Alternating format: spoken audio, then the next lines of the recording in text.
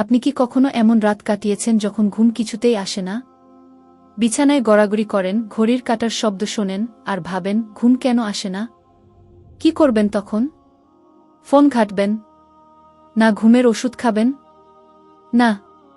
আজ আমি আপনাকে বলবো এমন এক সমাধান যা শুধু ঘুমই নয়, আপনার জীবনও বদলে দিতে পারে। আমার জীবনের খুব কাছের একজন মানুষ খুব কষ্টে ছিলেন। রাতের পর রাত ঘুম আসত না। তীব্র ব্যথা, মানসিক চাপ আর উদ্বেগ সব মিলে এক ভয়ঙ্কর অবস্থা। প্রতি রাতে কান্নাকাটি করত ঘুম না আসার কষ্টে।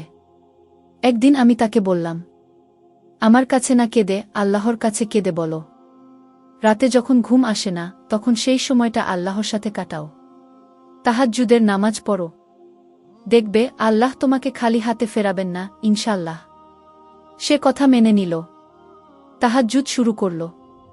প্রথমে কষ্ট হতো, কিন্তু ধীরে ধীরে বদলে গেল সবকিছু। নামাজ শেষে দোয়া করতে করতে ঘুম এসে যেত। একসময় সে বলতে শুরু করল, আমি এখন আর ঘুমের জন্য কাঁদি না। আলহামদুলিল্লাহ, তাহাজ্জুদের সাথেই ঘুম আমার জীবনে ফিরে এসেছে। একদিন এক আত্মীয়র বাসায় বেড়াতে গিয়েছিলাম। ওই আত্মীয় বললেন, ঘুম আসে না।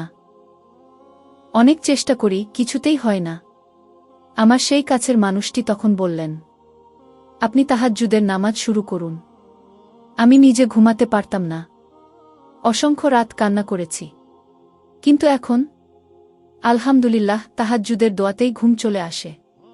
আমরা কত সহজেই ডাক্তারের পেছনে ছুটি, ঘুমের ওষুধ খাই, কিন্তু ভুলে যাই আল্লাহ আমাদের কত সহজ সমাধান দিয়েছেন। রাসূলুল্লাহ সাল্লাল্লাহু আলাইহি ওয়াসাল্লাম বলেন, প্রতি রাতে শেষ তৃতীয়াংশে আল্লাহ তাআলা প্রথম আসমানে অবতরণ করেন এবং বলেন, আমাকে ডাকার কেউ আছে কি? আমি তার ডাকে সাড়া দিব। কেউ কি কিছু চাইছে? আমি তাকে দিব। কেউ কি ক্ষমা চাইছে?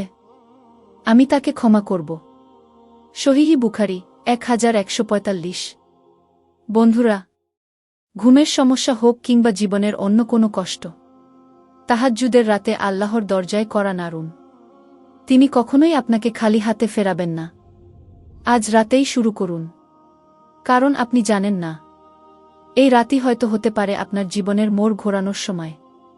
আপনার ঘুম ফিরে পেতে নয়, আপনার আল্লাহর কাছে ফিরে যাওয়ার দরকার। তাহাজ্জুদে দেখা হোক। আল্লাহ আপনাকে উত্তম প্রতিদান দিন এই সুন্দর বার্তাটি ছড়িয়ে দেওয়ার নিয়তে।